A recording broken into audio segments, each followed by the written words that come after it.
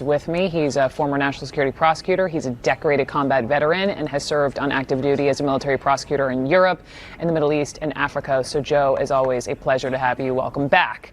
I just first want to start with Colonel Vindman. You know the man. Tell me about him. Tell me about his character, his patriotism.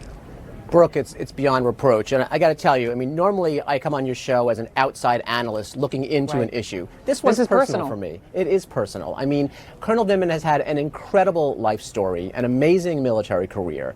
And the two attacks that really jumped out at me as especially egregious, one was from the president himself, calling him a never-Trumper, because that implies that he's political and that he cannot separate his military service from his politics. And that is so contrary to the core of military service.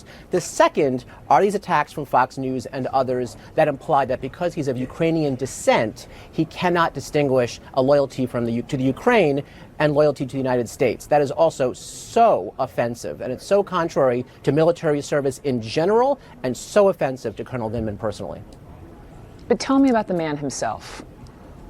I mean, amazing story. He grew up in New York, grew up in Brooklyn. I mean, he climbed to the highest ranks of the military, super well respected, a master of his craft. He's put in that place because he knows his job, his language skills, his cultural skills, his military bearing, the fact that he has had a wide variety of military assignments. I mean, he is exactly what we tout as the best and brightest in our Army and our military in general. To attack him is so disappointing.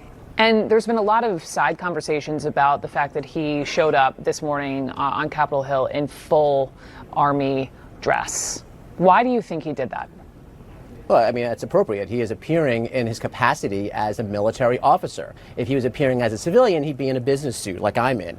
But the fact is that that's the capacity in which he's testifying, and it's absolutely appropriate. That is our business uniform when we are conducting military business. So it's exactly the bearing you would want to see from a military officer who is free from politics. Just wanted you to point that out. And just the fact, Joe, that he is this highly decorated Army veteran, having to speak out against his own commander-in-chief, who, as you point out, has called him a never-Trumper.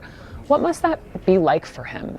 I mean, Brooke, as a judge advocate in the military, we counsel every soldier, every service member, that if you see something wrong, you speak up about it, right? You don't just keep your head down and follow orders. And what Colonel Vindman has done is exactly what he is supposed to do. He used his chain of command, he raised concerns, and when he was subpoenaed, he appeared for his testimony. He didn't leak. He didn't write something anonymous in the New York Times, right? He did what he was supposed to do, and I think he deserves immense credit. And one more thing. He can't publicly defend himself. He has to go back to work tonight. He has an Army career ahead of him, and he cannot go on Twitter, and he cannot go on television and defend himself against these attacks, which makes it even more egregious.